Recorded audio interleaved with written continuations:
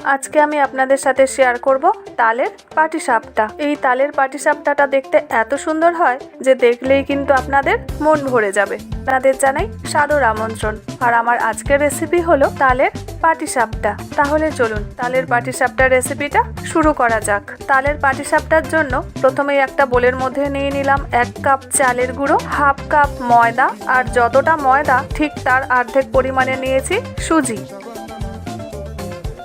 এবারে এর মধ্যে দিয়ে দিলাম স্বাদ মতন চিনি, তবে চিনির পরিমাণটা আপনারা আপনাদের পছন্দ মতন দিয়ে দেবেন। এবারে এর মধ্যে দিয়ে দিলাম সামান্য একটু লবণ, তারপর অল্প অল্প করে দুধ দিয়ে একটা ব্যাটার তৈরি করে নেব। তবে একবারেই কিন্তু অনেকটা দুধ ঢেলে দিলে হবে না, এখানে অল্প অল্প করে দুধ দিয়েই ব্যাটারটা তৈরি করে নিতে হবে। আর এখানে আমার ব্যাটারটা তৈরি করতে 1 কাপ দুধ লেগেছে। আর ব্যাটারটা কিন্তু ঠিক এরকমই তৈরি করতে হবে, খুব বেশি গাঢ়ও নয় আবার খুব বেশি পাতলাও নয়। এখানে একটা তাল আগে থেকে এভাবে গুলিয়ে একটা বাটির মধ্যে নিয়ে নিয়েছি। এই তালের পাটিসাপটার জন্য আরো একটা ব্যাটার তৈরি করে নিতে হবে, সেই জন্য আরো একটা বোলের মধ্যে নিয়ে নিলাম হাফ কাপ চালের গুঁড়ো। যতটা চালের গুঁড়ো তার হাফ নিয়েছি ময়দা, আর যতটা ময়দা তার হাফ নিয়ে নিয়েছি সুজি। এবারে এর মধ্যে দিয়ে দিচ্ছি বড় চামচের 2 চামচ তাল, আর তারপরে অল্প অল্প করে দুধ দিয়ে আরো একটা ব্যাটার তৈরি করে নেব। আগের ব্যাটারটা যেরকম গাঢ় করেছিলাম ঠিক সেরকমই গাঢ় কিন্তু এই ব্যাটারটাও তৈরি করে নিতে হবে।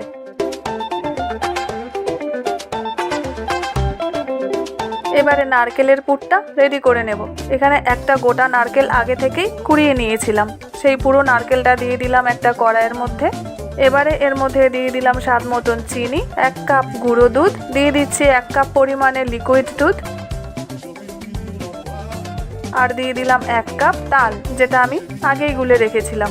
এবারে সমস্ত কিছু ভালো করে মিশিয়ে নারকেলের একটা পুর তৈরি করে নেব। আর যখন ঠিক এরকম শুকিয়ে আসবে তখনই কিন্তু নারকেলের পুরটা নামিয়ে নেব, কারণ ঠান্ডা হয়ে গেলে এটা আরও একটু জমে যাবে। তাহলে এখানে আমার নারকেলের পুর আর 2 রকম ব্যাটার কিন্তু রেডি হয়ে গেছে। এবারে তাল দিয়ে যে ব্যাটারটা আমি তৈরি করেছিলাম সেটা নিয়ে নেব একটা সসের বোতলের মধ্যে। তবে আপনাদের কাছে যদি পাইপিং ব্যাগ থাকে তাহলে ব্যাটারটা সেই পাইপিং ব্যাগের মধ্যেও আপনারা নিয়ে নিতে পারেন, আর তা না হলে যে কোনো একটা প্লাস্টিকের মধ্যে ভরে মুখটা ছোট করে কেটে নিলেও কিন্তু সহজেই আপনারা পিঠেটা বানিয়ে নিতে পারবেন। এদিকে একটা ননস্টিক ফ্রাইং প্যান নিয়ে নিয়েছি, আর এর মধ্যে কিছুটা ঘি এভাবে ব্রাশ করে নিচ্ছি। তবে ঘিয়ের পরিবর্তে এখানে আপনারা অল্প করে সাদা তেলও দিয়ে দিতে পারেন, কিন্তু ঘিটা দিলে পাটিসাপটাটা খেতে ভালো লাগে। এবারে সসের বোতলের মধ্যে যে তালের ব্যাটারটা নিয়েছিলাম সেটা প্রথমে এইভাবে ঘুরিয়ে ঘুরিয়ে একটু ডিজাইন করে নেব। আর ঠিক 2 মিনিট পরে যখন ওপরটা একটু ড্রাই হয়ে আসবে তখন আরো একটা যে ব্যাটার তৈরি করেছিলাম সেটা ওপর থেকে এইভাবে দিয়ে দেব, আর তারপরে চাটুটা ধরে এইভাবে একবার গোল করে ঘুরিয়ে দেব।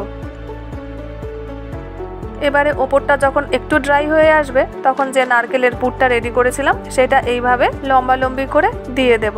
আর 2 মিনিট ওয়েট করলেই কিন্তু তালের পাটিসাপটাটা একদমই রেডি হয়ে যাবে।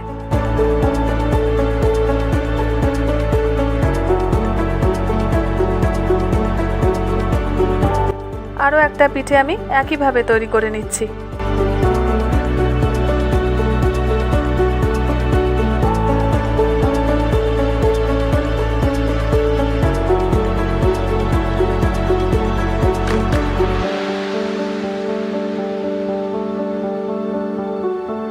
তাহলে দেখলেন তো কত সহজেই বানিয়ে নেওয়া যায় দারুণ টেস্টি তালের পাটিসাপটা। আর এই পাটিসাপটাটা দেখতে যতটাই সুন্দর খেতে কিন্তু ততটাই টেস্টি। তাহলে এই পাটিসাপটার টেস্টটা এনজয় করার জন্য বাড়িতে অবশ্যই একবার বানিয়ে দেখুন, বাড়ির সবার পছন্দ হবে।